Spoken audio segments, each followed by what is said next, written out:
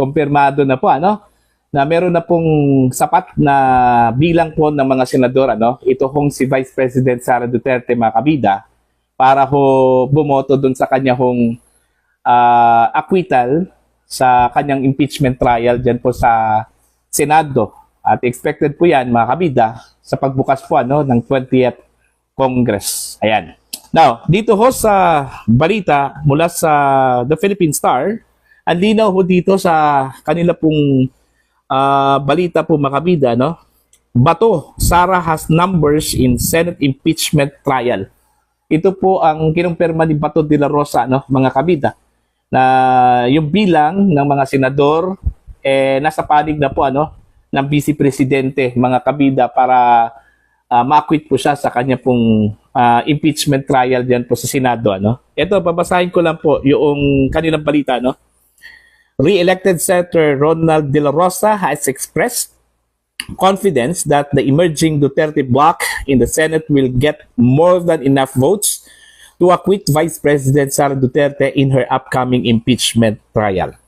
Speaking to Billionario News Channel on Wednesday, De La Rosa said they already have more than 9 senators on their side based on the emerging composition of the incoming 20th Congress. Ang sabi po ni De La Rosa ho dito mga kabida, I am confident of an acquittal because we are seeing our non-allies changing their stand. The numbers are growing as far as our side is concerned, De La Rosa said during the program On Point. De La Rosa refused to name the senators who are planning to vote to acquit Duterte even before evidence is presented by the House of Representatives prosecution team before the Senate Impeachment Court, which is set to convene on June 3. Ayun. So, ibig sabihin, hindi pa po mag-present po ng ebidensya itong House Prosecution Panel po makabida. I-acquit na po nila ito hong si Sara Duterte mga kabida, considering meron na po silang sapat na bilang ng mga senador para ho ma-acquit ito hong Vice Presidente po ng Pilipinas mga kabida. Ang sabi po ni Bato dito mga kabida, the full-blown trial is expected when the 20th Congress opens in July. I don't want to name them and then make them change their stance depending on the course of the impeachment trial, De La Rosa said. But as of now, I am confident we have more than 9 votes. Ayun. So, kumpirmado po, meron na po silang more than 9 votes po makabida. So, possibly, ito hong hindi ho kalyado ng mga Duterte napabilang ho dito mga kabida as confirmed by Senator De La Rosa na meron daw mga non-allies po nila na nagkaroon po ng change of stance. Okay? Now, kung maalala po ninyo mga kabida, yung napabalita na meron daw dalawang senador na kapapanalo lang po mula sa hanay po ng Alyansa para sa Bagong Pilipinas mga kabida, nakipagkita daw kay Vice President Sara Duterte In fact, meron daw meeting sila ni VP Sara, okay, dinner meeting mga kabida. At ang pinag-usapan po ay yung impeachment trial po ni VP At doon po daw sa meeting, according to source, at nabasa ko din ito mga kabida sa isang vlog po, okay, ni Josh Medina, okay, na ayon sa kanya pong reliable source daw mga kabida, nagpaliwanag daw itong dalawang senador kay VP Sara doon po sa kanila kong stance patungkol po sa kanya kong impeachment trial at maliwanag doon sa paliwanag na yon na hindi ho sila boboto doon po sa conviction. Okay? Now, after lumabas yung rumor na yun po mga kabida, bigla hong naglabas po ng statement ito hong si Senator Panfilo Lacson. Kasi ho, parang alluded siya dun mga kabida sa isa sa mga dalawang senador na lumapit at nakipag-usap po kay Vice President Sara Duterte. Ang sabi po ng senador na hindi daw totoo na isa po siya sa mga nakipagkita kay Vice President Sara at nag-dinner at ang kanila pong pinag-usapan is about the impeachment trial, ano. Wala daw katotohanan 'yon. In fact, ang sabi po niya doon malicious daw yung balita na 'yon, ano, mga kabida, kung saan po ay nadawit yung kanyang pangalan. Pero yung isa po, isang senador, kasi dalawa po sila, so far wala pa pong pahayag na inilabas, ano. Hindi pa po nagpalabas po ng statement denying o confirming, ano, dito ho sa sinasabi hong meeting with Vice President Sara Duterte, mga kabida. Okay? Pero expected na po yan. Okay? Kahit na po hindi ho sila umamin at wala hong nangyaring meeting, ano, expected na po yan na meron talagang mga senador po, mga kabida, na posible hong tatalon, ano, from the administration papunta doon ho sa kampo ho ni Vice President Sara Duterte. Considering medyo ang perception po, mga kabida, ng taong bayan, ano, at ng mga eksperto sa Marcos administration, weak na po, ano, mga kabida, considering palapit na po doon ho sa pagiging lame duck po ng presidente po ng Pilipinas. Kasi expected kasi yan after midterm election, ang resulta po dyan, mga kabida, no, posibleng magiging lame duck president po ang Pangulo, ano. So pag sinabi hong lame duck president, wala na po yung power, wala na po yung influence, ano, mga kabida. So expected yung mga politiko na kalyado po ng administrasyon, hahanap talaga yan, ano, ng pwede ho nilang makapitan po, mga kabida, considering meron po silang ambition para ho sa 2028 elections po, ano. Okay? Now, expected po yan na meron pong mga senador na aanib, ano, sa Duterte camp. Tama yung sinabi po ni Senator Bato, more than 9 na po sila, mga kabida, no?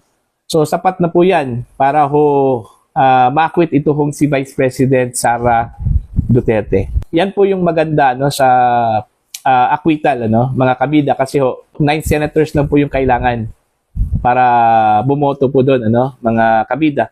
Ang mahirap ito kung conviction, kasi ho, kailangan po ng 16 senators po, mga kabida, para bumoto ho sa conviction ni VP Sara. At in fact, sa assessment at pananaw po ng ilang mga eksperto po, mga kabida, baka po posibleng meron lang pong 5 mga senador, ano, na talagang hardcore talaga, ano, sa administrasyon, ano, ang posibleng bumoto, ano, para ho sa conviction ni VP Sara. So kung yan yung magiging senaryo, talo na po, ano, mga kabida. At wala na pong silbi ito hong impeachment trial po ni VP Sara. Okay? Now, ngayon, ang tanong po dito, ano kaya ang magiging reaction ho ng House dito, lalong-lalo na po ito hong mga prosecution team members, ano, mga kabida. Dito ho sa naging pahayag ni Senator Bato de la Rosa. Okay? Posible hong magkaroon po ng agam-agam po itong mga prosecutors, ano, dito ho sa impeachment trial po ni VP Sara, considering ang impeachment po ay isang political exercise at hindi ho kailangan yung ebidensya para ho gawing batayan, ano, ng mga certain judges, mga kabida, sa kanila pong boto.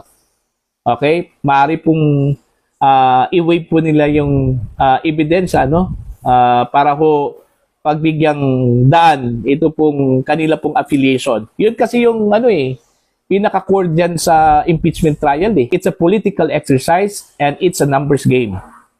Okay? Kung sino po yung marami, kung marami po yung pro-impeachment po para ho sa conviction, mananalo talaga yung conviction, ano?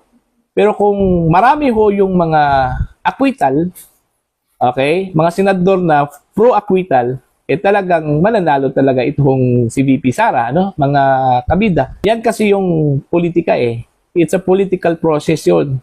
Hindi ho katulad yan, mga kabida, ng judicial court, ng tangi hong pagbabatayan po, mga kabida, ebidensya po, ano. At saka meron na pong mga precedents, mga kabida, na kahit na po gaano kalakas yung ebidensya na piniresenta po dyan po sa impeachment court, pagdating ho sa desisyon po ng mga senator judges, iba.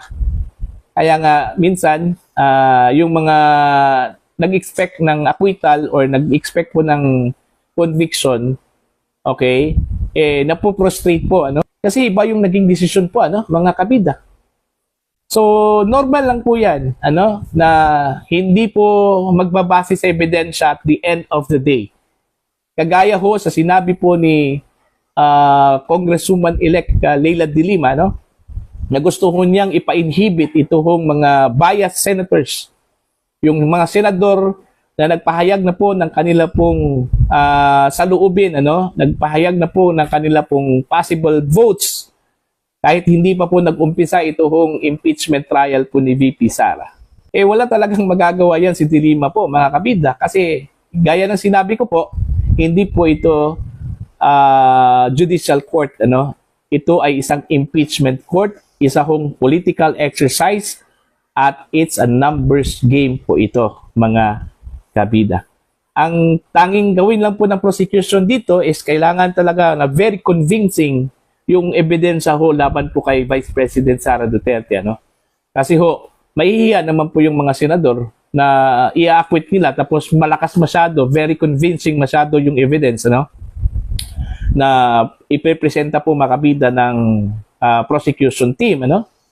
Pero kung alanganin po yung ebidensya po makabida, okay, alanganin po yung ebidensya at kahit na po yung ebidensya na yon ay meron pong chance na makonvict si VP Sara pero hindi ho gaano kalakas, mga kabida, so pwede hong idaan yan, ano, sa affiliation, meaning padamihan po ng kalyado.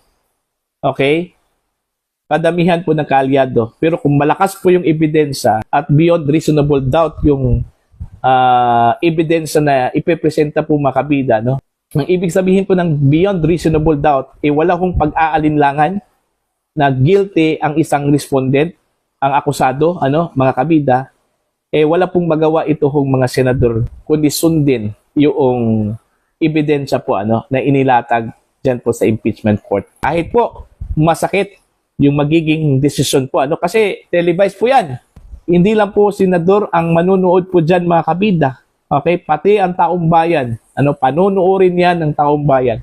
At mahihiya po ang mga senador na i-acquit nila si VP Sara tapos ang ebidensya na inilatag po ng prosecution ay napakalakas. 'Di ba? Okay?